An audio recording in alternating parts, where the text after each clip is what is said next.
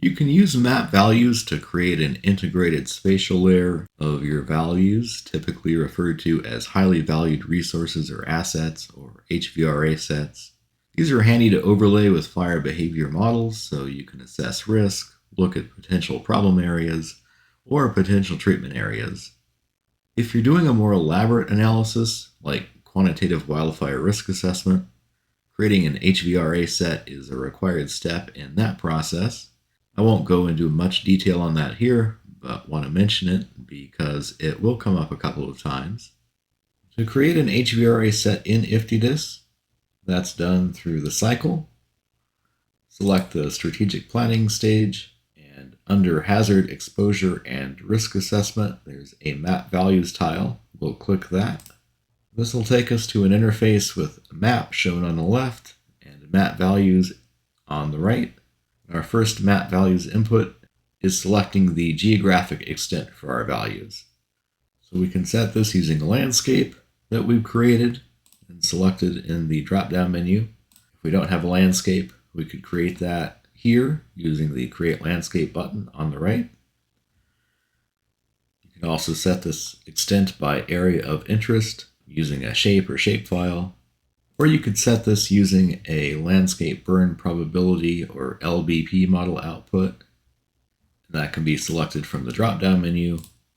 There's also a Create button that will take you to the landscape burn probability interface to run that model if you haven't already. I'll note here, if you're doing a quantitative wildfire risk assessment, the landscape burn probability output is the required extent. So if you're going to run that analysis, or think you might run that analysis later, this would be the option to choose. From our drop-down menu, I'll select the model output. You can see on the left, Map Studio populates, showing a black bounding box for the outer extent of that model output, and we can toggle that on and off using the layer list. So no matter how we specified our geographic extent, the options for map values will be the same. We'll start with primary HVRA category and selecting sub-HVRAs. Primary HVRA and sub-HVRA, those terms are most pertinent for the quantitative wildfire risk assessment. For our purposes here, primary HVRA tends to define large categories, and the sub-HVRAs are the different values within those categories. You can see we have several predefined categories. I could create a new one here as well if I wanted. But if we click on one of these primary HVRAs, infrastructure for example, we can see several sub-HVRAs are listed. So in infrastructure, for example, if I select Forest Service buildings and mines, we can see these features are populated on the map to the left. And scrolling down, they're shown in our pending list of HVRA sets. A few notes about the data available here. You'll notice Forest Service buildings and mines have a little IFTDIS swoosh to the left of them. That indicates these are IFTDIS reference layers. There's some other choices lower down that have a little United States icon, CONUS icon to the left of them. Those are HVRA national layers from Dillon 2020. These national layers are circa 2020. That was about 6 years ago. So they are slowly being phased out. You'll tend to see more IFTDIS reference layers than national layers.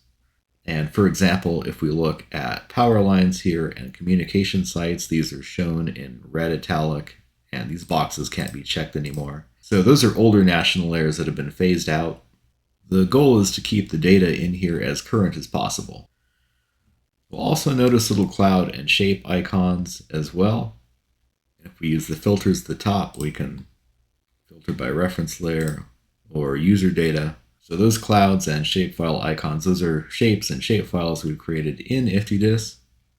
Say, for example, you've got specific archaeological sites or cultural sites in your area that you want to add here with the shape or shapefile. Upload that to IFTDIS and use it here. Going back up to primary HVRAs, I'll select another category here, ecosystem function, and you can see as soon as one of these is selected, it'll start to populate on the map. And if we scroll down to our pending HVRA sets, we can see the additions we've made for infrastructure. Now we can see the 2 additions we've made for ecosystem function. You'll notice these short names here. These are for when these map values are shown on reports. These short names will show up there. So I'll move on. We could keep going. We could populate a maximum of 10 primary sub-HVRAs and a maximum of 10 sub-HVRAs within each of those. There's a notes field. If you're seeing this in Workspace and you were to click on the HVRA, we could see our notes in the right-hand panel. I'll give this HVRA set a name and click Save. We get a pop-up letting us know that this has successfully saved. If we go to Workspace, you can see our HVRA set has been created and it's available in the same folder as the LBP model it was derived from. If I click on this in the right-hand panel, we can see the note that we added. In Workspace, if I select More Options and click View on Map, we can see our map values are now shown here. We've got our extent bounding box, Forest Service buildings, and mines that we've added. I'll open Layer List and we can see the symbology for each of these. A common use for these map values is to overlay on fire behavior models. So if I was looking at model outputs in Map Studio, for example, we've got a landscape burn probability output shown here. I wanted to add that HVRA set. I could select the Add Layer widget, select the My Layers tab. I'll make this easier to find by filtering by map extent, and filter by type, HVRA set. We can select the HVRA set to add, and we can see Map Studio will overlay that on our fire behavior outputs.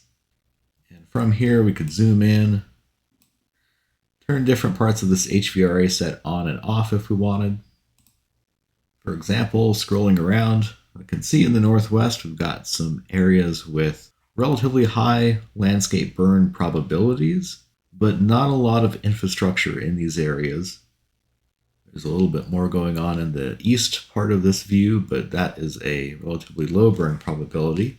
So you can start to see where being able to overlay these values on a model output could be really useful as you start to evaluate potential problem areas or potential treatment areas.